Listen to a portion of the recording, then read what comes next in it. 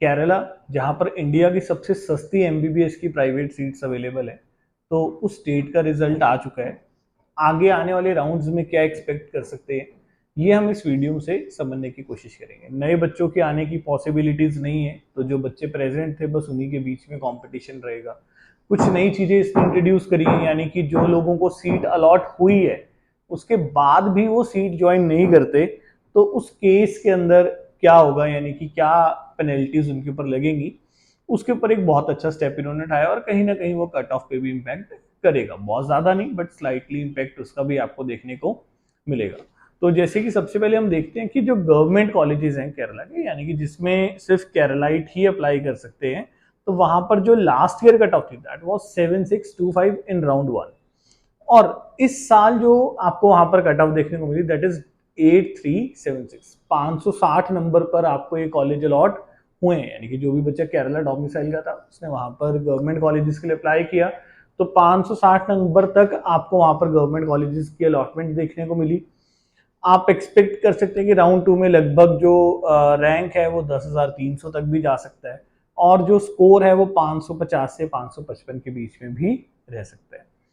फिर अब बात करते हैं प्राइवेट कॉलेजेस के मैनेजमेंट कोटा की। मैनेजमेंट कोटा से मतलब है कि जो नॉन केरलाइट बच्चे, यानी कि जो केरला को बिलोंग नहीं करता, अदर देन केरला का बच्चा है, वो वहां पे जब प्राइवेट कॉलेजेस में जा रहा है, वहां की जो प्राइवेट कॉलेजेस का बजट है आपको 45 से 50 की रेंज के बीच में आपको देखने को मिल जाता है। पिछले साल जो राउंड 1 में कट ऑफ थी दैट वाज 55951। इस साल आपको 62867 की कट ऑफ देखने को मिली, 491 का स्कोर था। आगे आने वाले राउंड्स में यहाँ पर आपको राउंड 2 में भी कट ऑफ गिरेगी, राउंड 3 में भी कट ऑफ गिरेगी। क्यों? क्योंकि नया बच्चा ऐड ऑन नहीं हो रहा। तो राउंड 2 के अंदर मेरे को उम्मीद है कि लगभग 77,000 रैंक तक का बच्चा एडजस्ट होगा। स्कोर की बात करें तो 480 से लेकर 485 तक के बच्चे को, स्कोर के बच्चे को भी यहाँ पर एडमिशन मिल सकती है। तो अगर आप स्कोर में फॉल कर रहे हैं, केरला कहीं ना कहीं टारगेट है, तो चिंता करने की जरूरत नहीं रहेगी।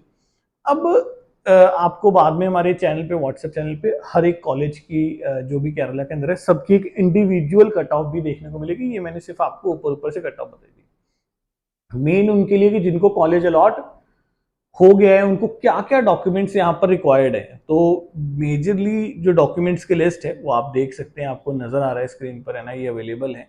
ठीक है, बट एक बहुत इंपॉर्टेंट डॉक्यूमेंट क्या है, जैसे मैं आपको बताता हूँ कि 2-3 डॉक्यूमेंट्स हैं जो बहुत ज्यादा जरूरी है। ठीक है, वो उसमें से सबसे पहले तो ये है कि भी आपका जो डेटा शीट है, तो डेटा शीट आपको अपनी, जब आप केरला के उसमें लॉगिन करेंगे तो आपको अपनी एक डेटा शीट मिलेगी, वहां से आपने वो डेटा शीट डाउनलोड करनी है। उसके बाद एक और इम्पॉर्टेंट डॉक्यूमेंट है that is like nationality certificate, जिसको हम ये भी कह देते हैं कि नेशनैलिटी सर्टिफिकेट कह लीजिए या एलिजिबिलिटी सर्टिफिकेट कह लीजिए। तो ये बहुत सारे बच्चों के मेमो भी रेज होते हैं, तो एलिजिबिलिटी सर्टिफिकेट आपको अपने स्कूल से रेडी करवा कर वहां पर लेकर जाना है। तो NK2 सर्टिफिकेट होता है, उसका परफॉर्मा डाउनलोड कर सकते हैं, उसको अपने स्कूल से साइन करवा कर लेके जाइए ताकि वहां पर किसी भी प्रकार की कोई प्रॉब्लम ना आए। अब महत्वपूर्ण बात यह कि भाई जिनको सीट अलॉट हुई है वो सीट को चूज नहीं करते तो क्या होगा। तो एक तो बहुत छोटी सी पेनल्टी है 5,000 की, वो आपके पैसे 5,000 पे खराब हो जाएंगे।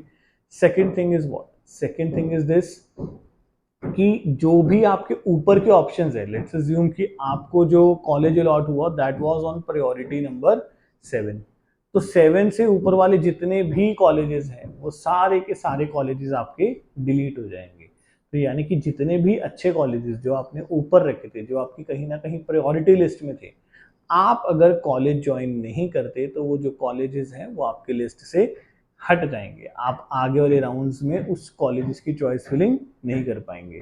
तो ये बहुत वो सोच समझ कर स्टेप लेना है कि अगर आप केरला में जाना चाहते हैं या केरला की जगह कोई और ऑप्शन रख रहे हैं तो किस कॉलेज के साथ जाएंगे। तो आई होप कि ये वीडियो आपके लिए यूजफुल रही होगी, शॉर्ट एंड सिंपल रखा है। आप अगर हमसे अपनी पेड काउंसलिंग करवाना चाहते हैं तो आप हमारी टीम के साथ कनेक्ट कर सकते हैं। अगर आपके कुछ एक दो ही छोटे मोटे डाउट्स हैं तो वो आप हमारे साथ पेड कॉल्स पर भी क्लियर कर सकते हैं। Thank you.